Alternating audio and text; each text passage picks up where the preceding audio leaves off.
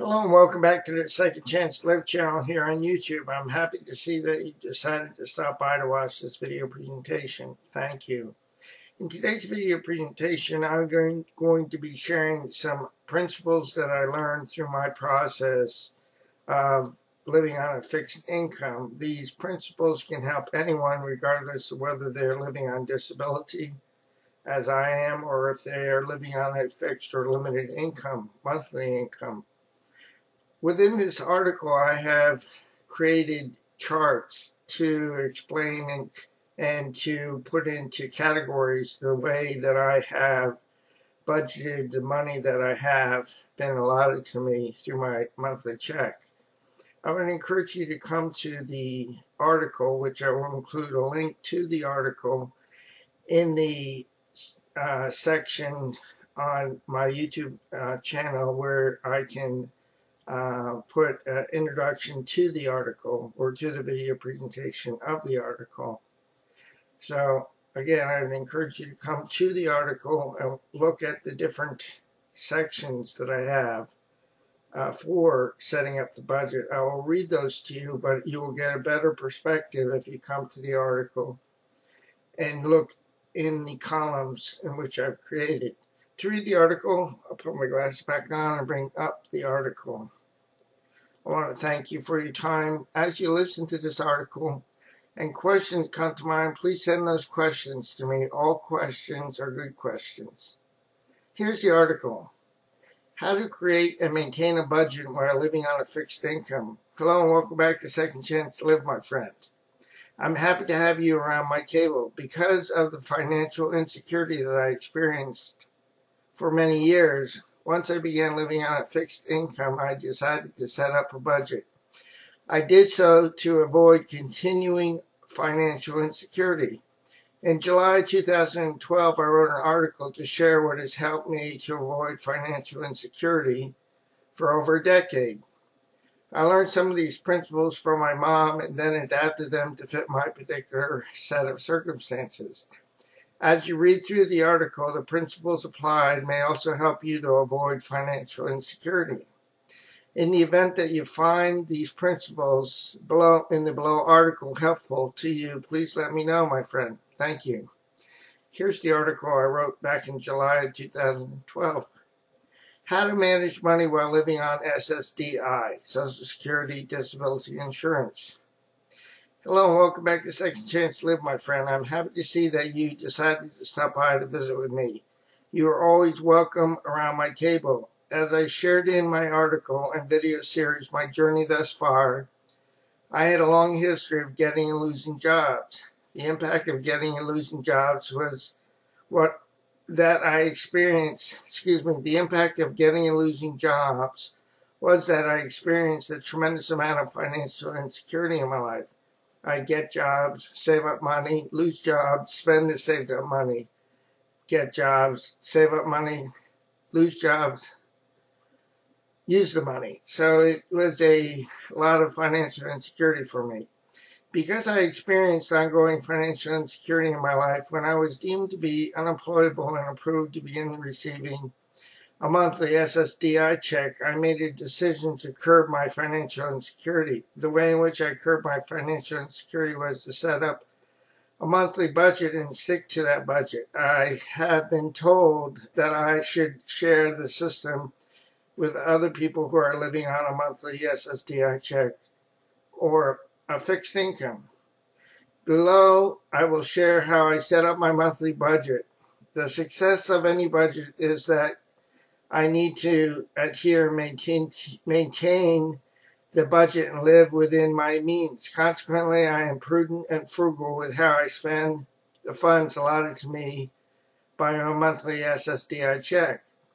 I hope by studying my system that I'm going to explain below, you will too be able to curb any financial insecurity that you may be experiencing, my friend. At the beginning of each month, I have a check deposited into my checking account. When that money is deposited into my account, I set up my monthly budget accordingly. I will use the below table and tables to show how I set up my monthly budget. At the top of the columns, of each of the columns, I put the category or what I need to pay for as the bill comes due each month. Within each column, I place the budget amount of the money. So what I do is I have these categories, and the first category is general. So I put my 800, say hypothetically, I get $800 a month. This amount is not going to change each month. To avoid financial insecurity, be prudent. Do not spend money that you do not have, and do not use any credit cards unless you already have money saved up and budgeted for that purchase. When making purchases to pay for the miscellaneous purchases, make sure to keep your receipts. By keeping your receipts from your purchases, you can check for discrepancies when balancing your checkbook register when you receive your bank statement. The next section is for food. I live within my means and do not purchase items that I do not need just because I may want them. The next column is for savings. I add to this section as I am able to each month from my general section for a rainy day. The next section is, or column, is gas. I approximate this amount from the previous gas expenditures from the previous month. Deduct each gas purchase from this amount and pay attention to how much money is left for gas for the rest of the month. So I subtract each time I fill up my gas tank. I write the amount in, and then I subtract it from the amount that I have in there. Rent. Contact your area programs for accessible living.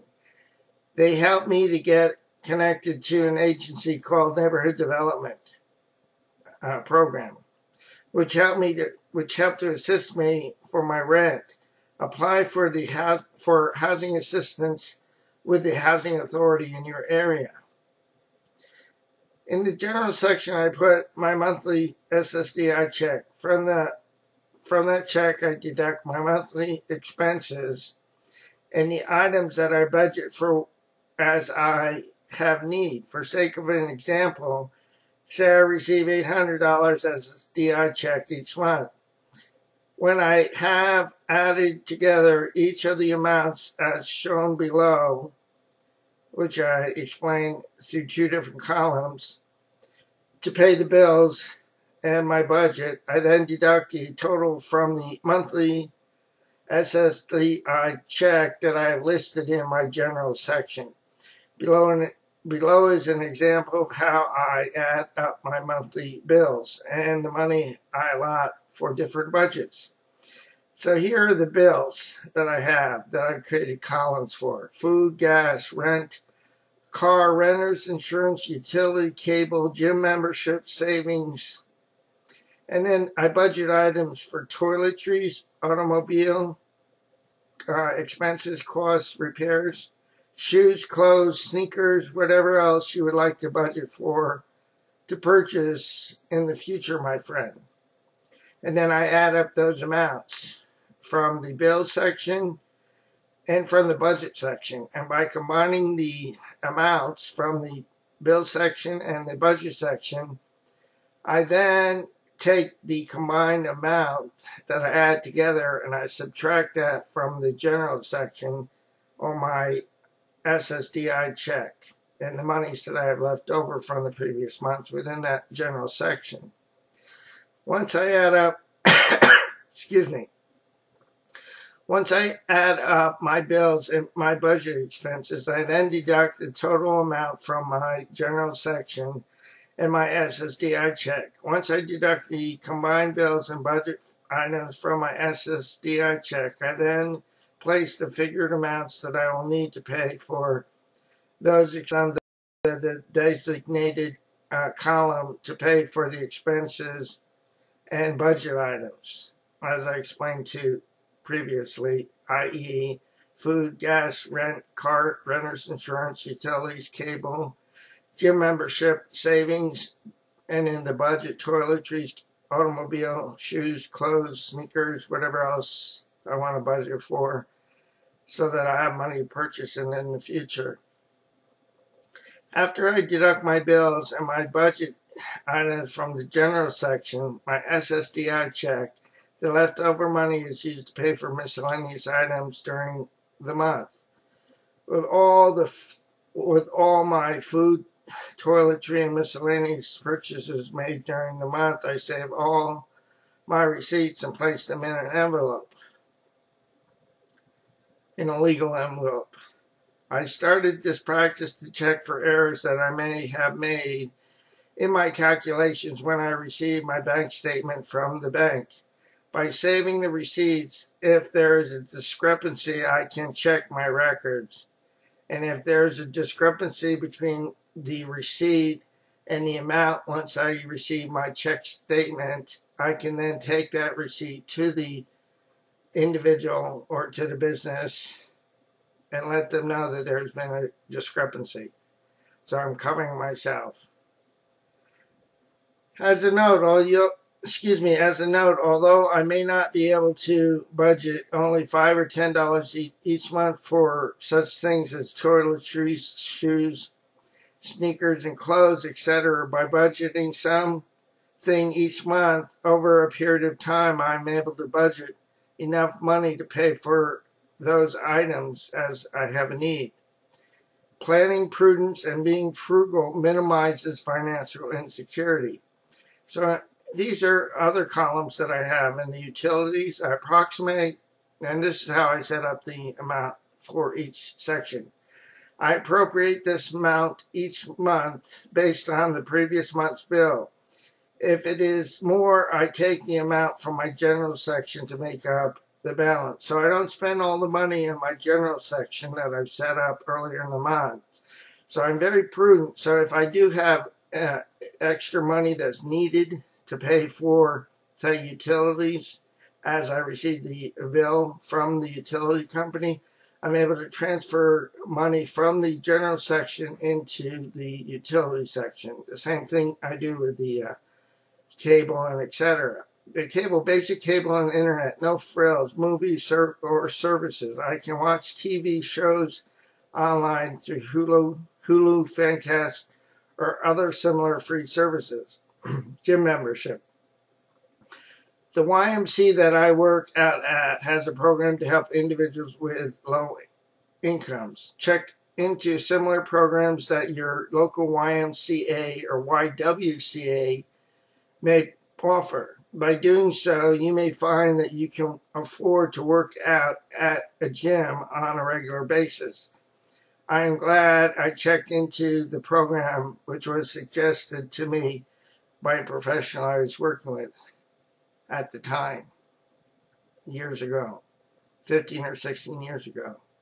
Toiletries, this is another section. When you go to purchase those items and you are also buying food items, when you get to the register, separate the toiletries from the food items. Then ask the person at the register checkout counter to put your food items on one receipt and your toiletries on another receipt. By doing so, when you get home, you will be able to deduct your food items from the food section, while your toiletries from the toiletry section, and or any other section. Well, just from the toiletries. Then automobile, what I do is I save up $30 or $40 each month to pay for repairs as they come. They are needed. So over a course of time, months, the $30 or $40 adds up. I'm deducting this, as I said earlier, from the budget section that I set up, the bills in the budget section that I then deduct from the general section. So, I also do this for sneakers, clothes, other budget items that I might have.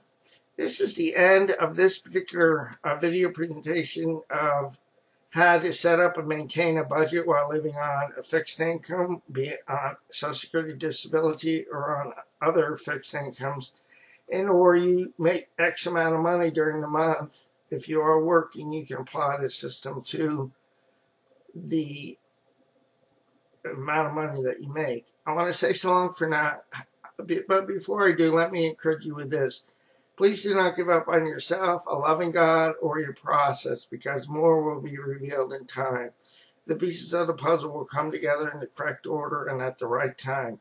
Again, I would encourage you to click on the link that I'm going to include in the description portion of this video to come to the article so that you can read the article and look at the columns the way that I have them set up. It's hard to describe them completely through this video presentation. So if you learn better, you learn better through looking at what I've done, that would be helpful. I'll say so long for now. Have a great day, and God bless both you and your family. So long now.